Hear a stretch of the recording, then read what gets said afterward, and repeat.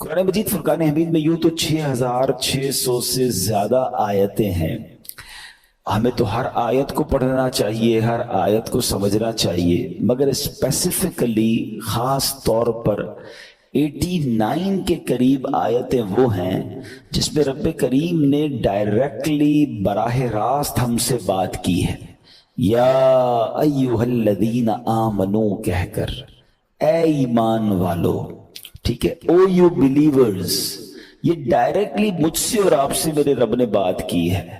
اچھا، اب دنیا میں ہمارا باس ہم سے بات کرے، ہمارا جس کے سپروائزر ہم سے بات کرے، ہمارا کسٹمر ہم سے بات کرے، ہماری فیملی ہم سے بات کرے، ہمارے دوست ہم سے بات کرے، جتنا امپورٹنٹ شخصیت ہم سے بات کرتی ہے ہم اس کا میسج پہلے سنتے ہیں، توجہ سے سنتے ہیں. کچھ لوگ ہماری زندگی میں بڑی پریورٹی رکھتے ہیں. ہم نے اپنے موبائل فون میں بھی کچھ پریورٹی نمبر رکھے ہوتے ہیں کہ یار یہ میسج سب سے پہلے سننا ہے. اللہ کا پیغام تو سب سے زیادہ امپورٹنٹ ہے نا، اور جس میں رب نے مجھ سے بات کی ہے. انفارچونیٹلی حالت یہ ہے کہ 30 سال 40 سال 50 سال زندگی گزر گئی، اب تک صرف وہ 89 آیات بھی ہم نہ پڑھ سکے جس میں اللہ نے مجھ سے اور آپ سے، جی ہاں آپ سے اور مجھ سے بات کی ہے. تو نیت میں نے یہ کی کہ کیوں نہ کوشش کریں کہ ان آیتوں کو باری باری پڑھنے، سننے اور سمجھنے کی کوشش کریں. کہ آج قرآن پاک میں جو سب سے پہلی آیت، کوشش یہ بھی کریں گے کہ اس کو سیکوینس وائز چلائیں. تو سورہ بقرہ کی آیت نمبر ہے 104، پارہ نمبر 1 ہے، اور یہ پہلی آیت ہے جس میں اللہ کریم نے ڈائریکٹلی ایمان والوں سے خطاب فرمایا. اور سبحان اللہ، اس پہلی آیت میں ہی مقام رسول بتایا جا رہا ہے، اس پہلی آیت میں ہی گویا عشق رسول کا انداز بتایا جا رہا ہے. تو گویا اس سے بھی پتہ چلتا ہے کہ سرکار دو عالم علیہ السلام کی اہمیت اور آپ کا مرتبہ رب کے نزدیک کیا ہے، کہ پہلی بار قرآن کی سیکوینس کے لحاظ سے مومنوں سے بات کی جا رہی ہے. اور وہ پہلی آیت جو قرآن میں آتی ہے وہ نبی پاک کی شان، آپ کا مرتبہ، آپ کا مقام بتاتی ہے. سبحان اللہ، یہ شان ہے جناب رسول اللہ صلی اللہ تعالی علیہ وسلم کی. سیدی اعلیٰ حضرت امام اہل سنت لکھتے ہیں نا، وہ خدا نے ہے مرتبہ تجھ کو دیا، نہ کسی کو ملے نہ کسی کو ملا، کہ کلام مجید نے کھائی شہا، تیرے شہر و کلام و بقا کی قسم.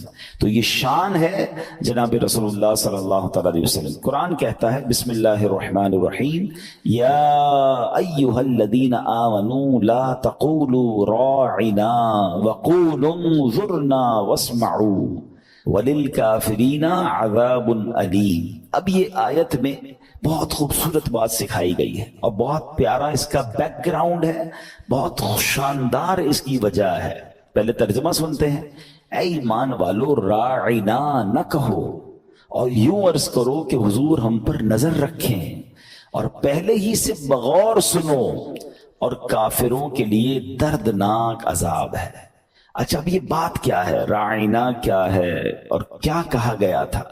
ایکچولی معاملہ یہ تھا کہ جب نبی پاک علیہ السلام ابتدائے اسلام میں صحابہ کرام کو دین کی باتیں بتاتے، احکام اسلام بتاتے، تو اب ہمارے یہاں تو الحمدللہ ہم اسلامی ملک میں رہتے ہیں، ہمارے آس پاس بھی سارے مسلمان ہیں. پہلے تو ایسا نہیں ہوتا تھا، تھوڑے سے مسلمان ہوتے تھے تو یہودی اور غیر مسلم بھی آس پاس ہی گھوم رہے ہوتے تھے، وہ بھی آگے بیٹھ جاتے تھے. تو نبی پاک علیہ السلام جب بھی صحابہ کو کوئی بات بتاتے تو صحابہ کرام علیہ رضوان کا ایک جو ہے وہ ادب کا ہی انداز کہیں گے، لیکن وہ کیا کہتے تھے، جیسے ہمارے انگریزی میں کہتے ہیں نا، پارڈن پلیز، کم اگین، ذرا دوبارہ بتائیے، ہم کوئی بات نہیں سن پاتے تو ہم یہی کہتے ہیں ذرا ریپیٹ کر دیں.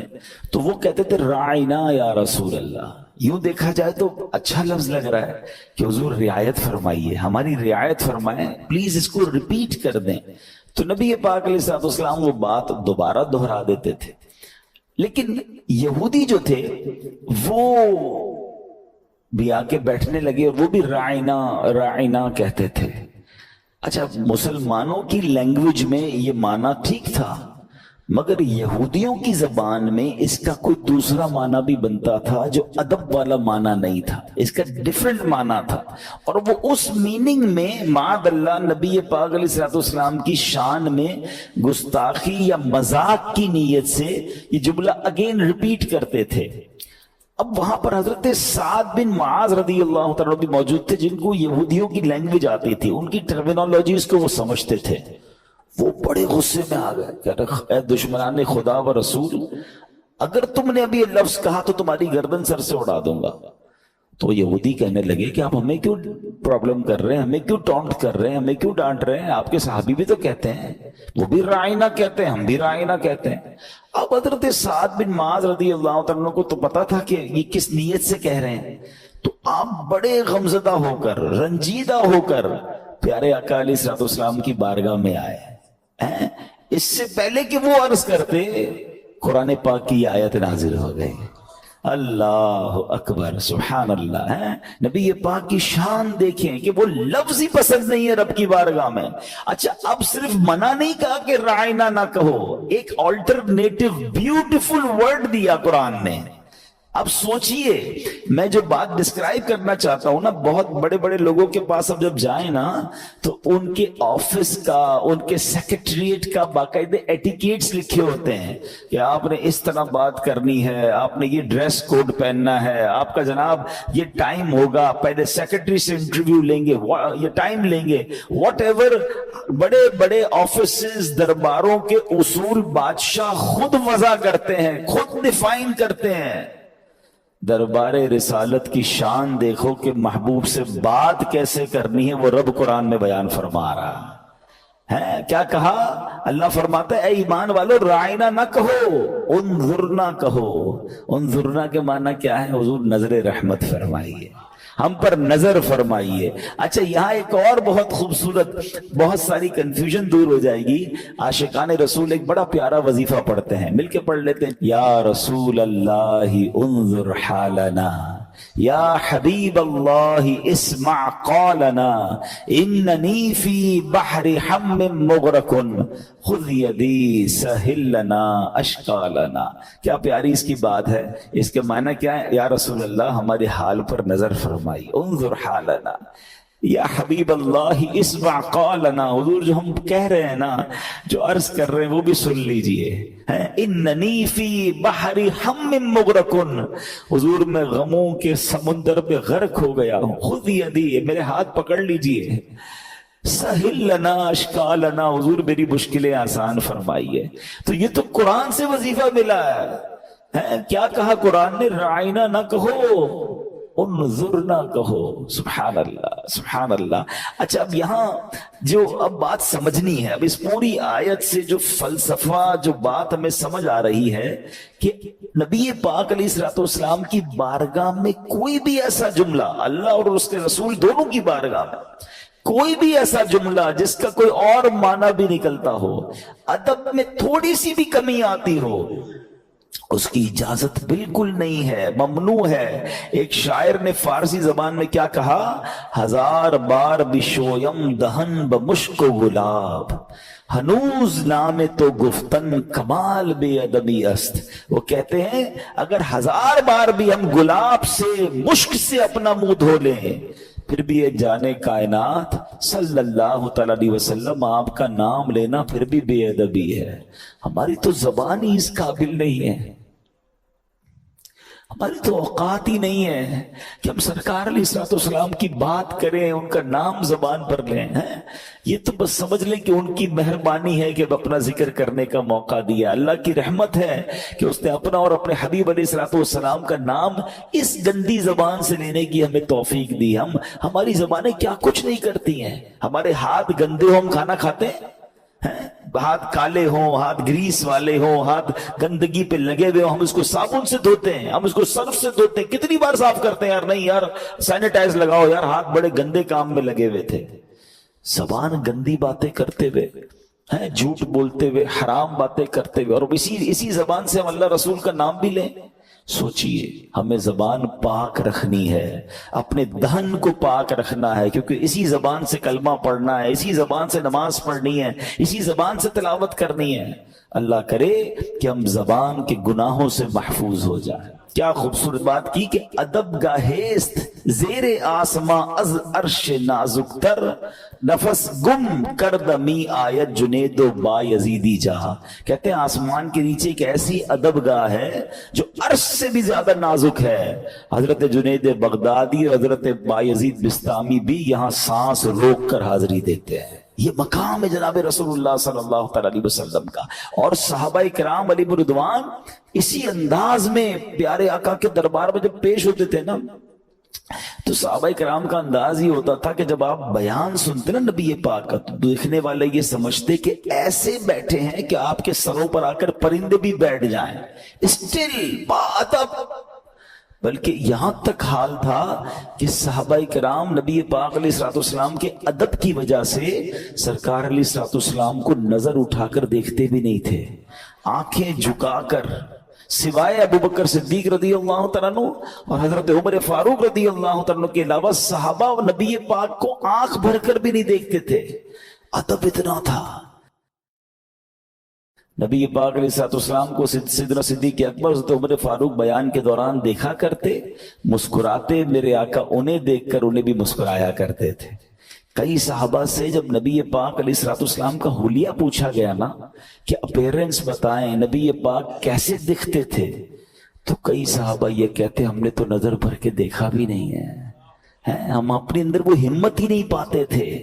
ہم نبی پاک کے دربار میں ضرور جاتے تھے، مگر ہم کیسے اس جلوہ جانا کا دیدار کریں۔ اللہ اکبر۔ اب اس میں کتنا بڑا سبق ہے ہم جیسے گناہگاروں کے لیے۔ اللہ مجھے اور آپ کو بار بار مدینہ پاک کی حاضری عطا فرمائے، مگر لوگوں نے مدینہ منورہ کو بڑا گرانٹڈ لے لیا ہے، بڑا آرڈنری لے لیا ہے۔ ٹھیک ہے یار، ٹریول پہ کہاں جا رہے ہو؟ مدینہ جا رہا ہوں۔ ارے پتہ ہے کدھر جا رہے ہو؟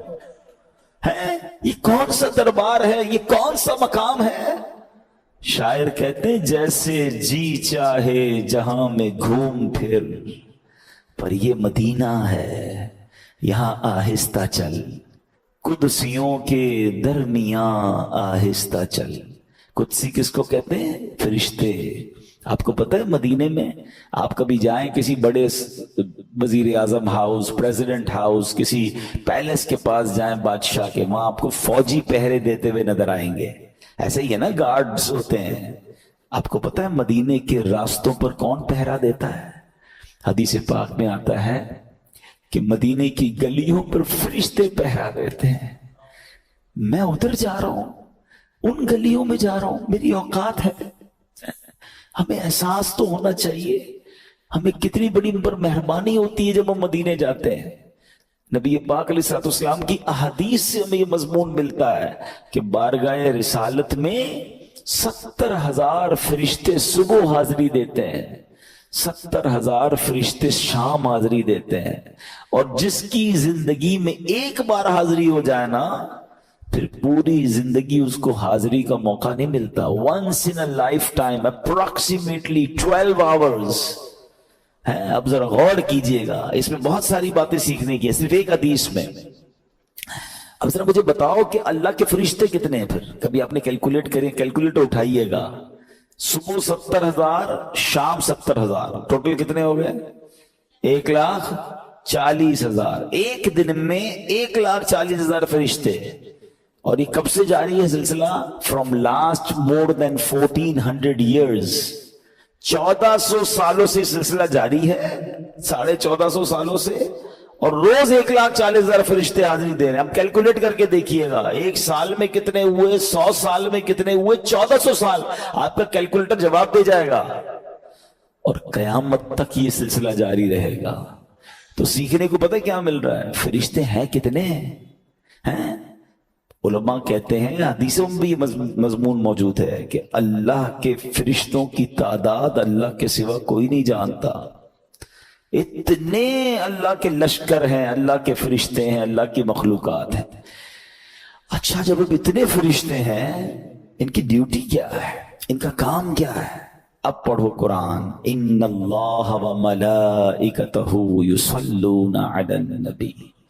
ہم ایمان والوں والی آیت پڑھ رہے ہیں نا, یہ آیت آئے گی ہمارے انشاءاللہ اگلے کسی بیان میں, لیکن آج پھر آ گئی ہے. یا ایھا الذین آمنوا صلوا علیہ وسلموا تسلیما. درود پاک پڑھ لیں. اللہم صل علی سیدنا و مولانا محمد عدد ما فی علم اللہ صلاۃ دائمۃ بدوام ملک اللہ. تو اس آیت میں کیا کہا گیا ہے؟ ان اللہ و ملائکتہ یصلون علی النبی, بے شک اللہ اور اس کے فرشتے اس غیب بتانے والے نبی پر درود پڑھتے ہیں. اے ایمان والو تم بھی ان پر خوب درود و سلام بھیجو.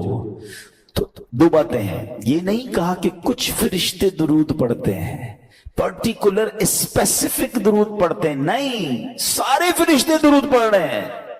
اور یصلون, یہ جو عربی کا لفظ ہے نا, اس کو جو عربی کی گرامر تھوڑی سی جانتے ہیں, یہ لفظ لایا جاتا ہے کنٹینیو ورب پر, کنٹینیو ہونے والے کام پر. یہ مسلسل ہونے والا فعل ہے. یہ نہیں کہا کہ اللہ اور اس کے فرشتوں نے ایک بار درود پڑھ دیا اب اے ایمان والو تم درود پڑھو. نہیں, اللہ اور اس کے فرشتے گویا مسلسل نبی پاک پر درود بھیج رہے ہیں. اربوں نہیں, خربوں نہیں, انکاؤنٹیبل اینجلز ہر وقت نبی پاک پر درود بھیج رہے ہیں. تو مجھے بتاؤ میرے آقا کی شان کیا ہوگی, مرتبہ کیا ہوگا, اور کتنے درود روز پہنچ رہے ہیں. تو میرے اور آپ کے درود کی ان کو حاجت نہیں ہے. یہ تو ہمیں جو ہے نا, ہماری میمنی میں ایک جملہ کہتے ہیں, کسی غریب کو کوئی کام کرواؤ نا, کہتے ہیں اس کو کھٹا دو, یار اس کو بھی کوئی چانس دے دو. ایکچولی مجھے اور آپ کو چانس دیا گیا ہے کہ اللہ اور اس کے فرشتے درود بھیج رہے ہیں. مومنو تم بھی پڑھ لو, تمہارا بھی کام بن جائے گا, تمہاری بھی جولی بھر دی جائے گی. تو اتنے فرشتے بارگاہ رسالت میں حاضری دیتے ہیں. اب ایک بڑا امیزنگ کوسچن بھی پیدا ہوتا ہے کہ جناب یہ زندگی میں ایک بار کیوں موقع ملتا ہے ان فرشتوں کو؟ اللہ کے فرشتے تو نیکیاں ہی کرتے ہیں, معصوم ہیں, گناہ بھی نہیں کرتے. بڑا خوبصورت اس پورے سسٹم کو اعلیٰ حضرت نے, امام اہل سنت مولانا شاہ امام احمد رضا خان, ان کو پڑھا کریں, ان کو انڈرسٹینڈ کریں. اعلیٰ حضرت کو ایسی دنیا نہیں مانتی. آپ بلیف کریں, صرف ان کی شاعری سمجھ آ جائے نا, فتوے تو بہت دور کی بات ہے, تو اندازہ ہوتا ہے کہ قرآن و حدیث پر کیسی گہری نظر تھی اور کیا عشق رسول کی بات کرتے ہیں. آپ نے یہ فلسفہ پورا بیان کیا. آپ فرماتے ہیں 70,000 صبح ہیں 70,000 شام, یوں بندگی زلف رخ 8 پہر کی ہے. آپ کہتے ہیں 70,000 صبح آتے ہیں, 70,000 بعد شام کو آتے ہیں, ان کی ڈیوٹیاں ہیں. یہ فرماتے ہیں یہ بدلیاں نہ ہو تو کروڑوں کی آس جائے, کیونکہ یہ بارگاہ مرحمت عام تر کی ہے. کہتے اگر یہ بدلیاں نہ ہوتی نا, بار بار آنے دیا جاتا فرشتوں کو, یا 12 گھنٹے سے زیادہ رکنا دیا جاتا, تو چونکہ فرشتے تو خربوں بچ جاتے. سب کو آنا ہے دربار رسالت میں, میرے آقا تو سب کے آقا ہے نا, تو اس لیے سب کی ڈیوٹی باندھ دی گئی تاکہ قیامت تک سارے فرشتوں کی باری آ جائے. ہیں لیکن اعلیٰ حضرت نے ایک بڑی کمال کی بات کی کہ فرشتے تو معصوم ہیں, گناہ بھی نہیں کرتے, ان کو زندگی میں ایک بار باری, اور ہم جیسے گناہ گاروں کو بار بار بلایا جاتا ہے, اور جتنے دن رہیں مہربانی کی جاتی ہے. تو فرماتے ہیں معصوموں کو تو عمر میں صرف ایک باری ملتی ہے. معصوم ہے نا, معصوموں کو تو عمر میں صرف ایک بار آسی پڑے رہیں تو صلاح عمر بھر کی ہے. ہم جیسے گناہگار اگر چاہیں مدینے میں ساری زندگی گزارے تو آقا کی طرف سے منع نہیں ہے, ہم ہی چھوڑ کے آ جاتے ہیں مدینہ. تو بہرحال یہ وہ دربار ہے, اس کی اہمیت دل میں ہونی چاہیے. مدینہ پاک جانے کی تڑپ بھی دل میں پیدا کریں, وہاں کے لیے دعائیں بھی کریں. سبحان اللہ. اور یہ میں نہیں کہہ رہا, اللہ کے حبیب علیہ السلام ہمیں بلا رہے ہیں. آپ فرماتے من زار قبری وجبت لہو شفاعتی, جس نے میرے روزے کی زیارت کی اس پر میری شفاعت واجب ہو گئی. ہم جیسے گناہ گاروں کو گویا شفاعت کا وعدہ دیا جا رہا ہے, اور مدینے نہ جائیں تو کہاں جائیں؟ ان کے در سے دور رہ کر کیا جئیں ہم کیا مریں, آہ ایسی موت ایسی زندگی اچھی نہیں. یہاں جو میں بات کرنا چاہ رہا ہوں کہ دربار رسالت کے آداب, یہ قرآن بیان کر رہا ہے. ایک اور جگہ پیارے آقا سے بات کیسے کرنی ہے، آپ کو پکارنا کیسے ہے، یہ بھی قرآن بیان کر رہا ہے. ارشاد فرمایا لا تجعلوا دعاء الرسول بینکم کا دعاء بعضکم بعضا. فرمایا اے لوگوں، رسول کو پکارنے میں آپس میں ایسا نہ بنا لو جیسے تم میں سے کوئی دوسرے کو پکارتا ہے. آج جب ایک دوسرے کو نارمل انداز میں پکارتے ہیں نا، مگر بارگاہ رسالت میں یہ انداز نہیں ہوگا. ہاں اللہ اکبر. نبی پاک علیہ الصلوۃ والسلام کو پکارنا ہے تو با ادب انداز سے پکارنا ہے. یا رسول اللہ، یا نبی اللہ، یا حبیب اللہ، یا امام المرسلین، یا رسول رب العالمین، یا خاتم النبیین. نبی پاک کو بہترین القاب کے ساتھ پکارنا ہے.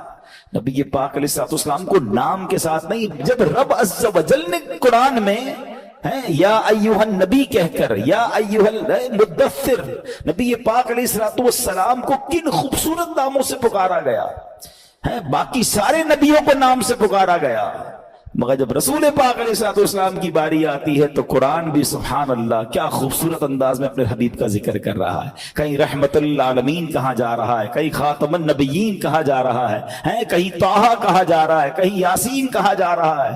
ذرا سوچئے، کہیں شاہد کہا جا رہا ہے، کہیں نذیر کہا جا رہا ہے. نبی پاک علیہ الصلوۃ والسلام کے کتنے نام قرآن میں جو ہے وہ رب نے بیان. جب نبی پاک علیہ الصلوۃ والسلام کی بات کریں گے نا تو بی کیئرفل. ہاں یہ بڑے ادب کا مقام ہے. تھوڑی سی بھی بے ادبی ایمان کو ضائع کر سکتی ہے.